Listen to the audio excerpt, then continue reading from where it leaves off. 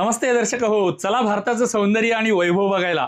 महाराष्ट्रामधली किंवा भारतामधली किंवा जगभरामधली प्राचीन मंदिरं दाखवणं ही आपल्या वाहिनीची विशेषता आहे.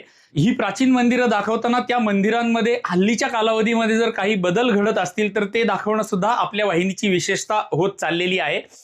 आजच्या या छोट्याशा चलचित्रामध्ये महाराष्ट्रामधल्या कोल्हापूरमधल्या महालक्ष्मीच्या मंदिरामध्ये घडणारे दोन छोटेसे आणि नवीन महत्त्वपूर्ण बदल बघणार आहोत. त्यामुळे हे चलचित्र शेवटपर्यंत बघा ही तुम्हाला नम्र विनंती आहे. तर दर्शक हो, या दोन बदलांपैकी पहिला बदल मंदिराच्या प्रांगणामध्ये आतमध्ये आहे. मंदिराचं प्राचीन सौंदर्य आणि पावित्र्य जपत असतानाच त्याबरोबर नूतनीकरणाची आवश्यकता होती, म्हणून काहीशे कोटींचा निधी मंजूर करण्यात आलेला आहे किंवा मान्य करण्यात आलेला आहे.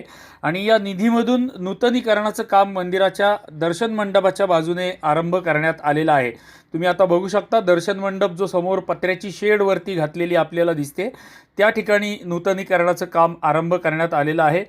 दर्शन मंडपाच्या या कामाची कुठपर्यंत प्रगती झालेली आहे आणि कसं ते काम चालू आहे ते आपण थोडंसं बघूयात. ह्या उत्तर बाजूच्या मुख दर्शनाच्या प्रवेश भागापासून आपण जर बघितलं तर समोर आपण बघू शकता, या ठिकाणी प्राचीन कालावधीमधल्या ऐतिहासिक कालावधीमधल्या विटांची थोडीशी पडझड झालेली होती आणि हा दर्शन मंडप थोडासा वाईट अवस्थेमध्ये जायला लागलेला होता आणि त्याचं सुशोभीकरण करणं आवश्यक होतं, म्हणून हे काम हाती घेण्यात आलेलं आहे.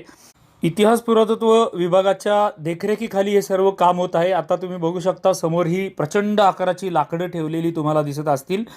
जसं पूर्वीचं प्राचीन मंदिरांची बांधकामाची पद्धत असते, एकामध्ये एक सांधे अडकवून त्याची रचना केली जाते, तशीच ह्या संपूर्ण दर्शन मंडपाची सुद्धा रचना केली जाणार आहे. लाकडांचे एकमेकात एक भाग अडकवून याची रचना केली जाणार आहे. याच्यासाठी काही दगडसुद्धा, बसाल्ट प्रकाराचा दगडसुद्धा वापरला जाणार आहे. आणि समोर जी आपल्याला कमान दिसते आहे, अशा अनेक कमानींचं निर्माण कार्य इथं आत्ता चालू आहे. इथे कारागीर ते कार्य करत आहेत आणि सुंदर असा दर्शन मंडप आपल्याला काही दिवसांनी या ठिकाणी बघायला मिळणार आहे. हे मी समोरच्या बाजूनी घेतलेलं दृश्य आहे. आपण बघू शकता, वरच्या बाजूने संपूर्ण पत्र्यांनी कव्हर केलेलं आहे आणि खाली काम चालू आहे. हे प्रचंड आकाराचे लाकडी खांब जे नवीन लावले जात आहेत, त्यांचं वजन खूप असतं. ते उचलण्यासाठी मंदिराच्या परिसरामध्ये सध्या एक क्रेनसुद्धा फिरत असते. परंतु हे सगळं काम चालू असतानासुद्धा भाविकांच्या दर्शनाला कुठलीही बाधा येत नाही. भाविक व्यवस्थितपणे दर्शन घेऊ शकतात. असं दिसतंय की अजून काही महिने हे नूतनीकरणाचं काम चालू राहील, परंतु आपल्याला ह्या बाजूने आतमध्ये येता येतं आणि व्यवस्थित दर्शन मंदिरामध्ये आपल्याला घेता येतं. दर्शनामध्ये कोणतीही बाधा येत नाही.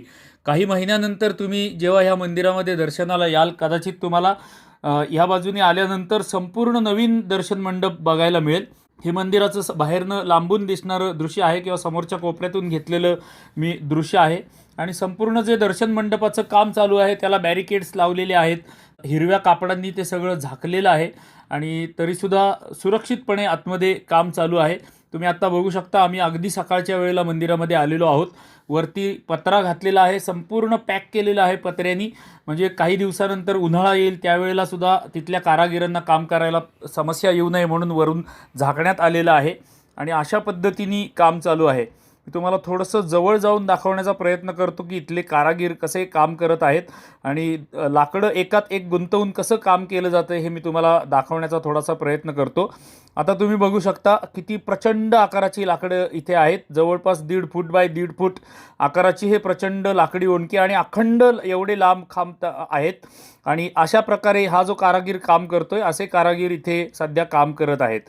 हे कारागीर इथे बाहेर त्या लाकडी ओंडक्यांपासून कमानी तयार करतायत किंवा खांब तयार करतायत आणि नंतर ते आतमध्ये त्यांच्या जागेवरती ह्या ठिकाणी लावण्यात येत आहेत. अशा पद्धतीने ह्या दर्शन मंडपाचं नूतनीकरण चालू आहे आणि नक्कीच आपल्याला काही महिन्यांमध्ये अतिशय सुंदर आणि लोभस असा दर्शन मंडप इथे बघायला मिळेल. चला आता आपण मंदिरामध्ये घडलेला दुसरा बदल बघूयात. आता मी मंदिराच्या मागच्या बाजूला आहे, महादेव मंदिराच्या बाजूला, म्हणजे मुखदर्शनाची रांग ह्या ठिकाणाहून आरंभ होते. ज्या लोकांना मुखदर्शन घ्यायचं असतं ते इथून आतमध्ये येत असतात. ह्या द्वाराच्या बाहेर बरेच बदल घडले आहेत किंवा घडत आहेत.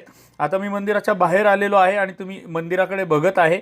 ह्या परिसरामध्ये पूर्वी बरेच चप्पल स्टँड असायचे. ह्या ठिकाणी अनेक चप्पल स्टँड, पेड चप्पल स्टँड होते, ते सगळे आता काढून टाकण्यात आलेले आहेत. आणि रंकभैरवाकडे आपण जातो, ह्या बाजूला रंकभैरव आहे आणि त्याच्या डाव्या बाजूला इथे नवीन चप्पल स्टँड बनवण्यात आलेला आहे. पुन्हा एकदा आठवण करून देतो, समोर रंकभैरवाला जायला मार्ग आहे, त्याच्या डाव्या हाताला हा नवीन चप्पल स्टँड झालेला आहे. ह्या ठिकाणी पूर्वी विविध प्रकारचे विविध लोकांचे चप्पल स्टँड होते, पेड चप्पल स्टँड होते, ते सगळे काढून टाकलेत.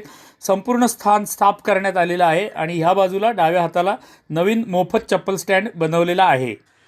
तर दर्शक हो, कोल्हापूरच्या महालक्ष्मी मंदिरामध्ये हल्लीच्या कालावधीमध्ये घडणारे चांगले बदल आपण आजच्या छोट्याशा चलचित्रामध्ये बघितले. आशा करतो की हे आजचं चलचित्र तुम्हाला आवडलं असेल. आपली नेहमीची विनंती तर तुम्हाला असतेच की आमच्या प्रत्येक चलचित्राला लाईक करत जा, एक छोटीशी टिप्पणी प्रत्येक चलचित्राला आवर्जून करत जा. तुमच्या टिप्पणीचा लाभ आम्हाला सुद्धा होतो आणि हे प्राचीन मंदिरांची चलचित्र अधिकाधिक लोकांपर्यंत पोहोचण्यासाठी सुद्धा त्याचा लाभ होतो. त्यामुळे प्रत्येक चलचित्राला आवर्जून एक टिप्पणी करत जा, ही तुम्हाला नम्र विनंती आहे. आणि आमची नेहमीची विनंती तर असतेच की आमच्या वाहिनीला जर अजून तुम्ही सबस्क्राईब केलं नसेल किंवा फॉलो केलं नसेल तर आमच्या वाहिनीला सबस्क्राईब किंवा फॉलो सुद्धा करा. चला तर मग एखाद्या सुंदर प्राचीन मंदिराच्या पुढच्या चलचित्रामध्ये भेटूयात. तोपर्यंत आपणा सर्वांना धन्यवाद, धन्यवाद, धन्यवाद.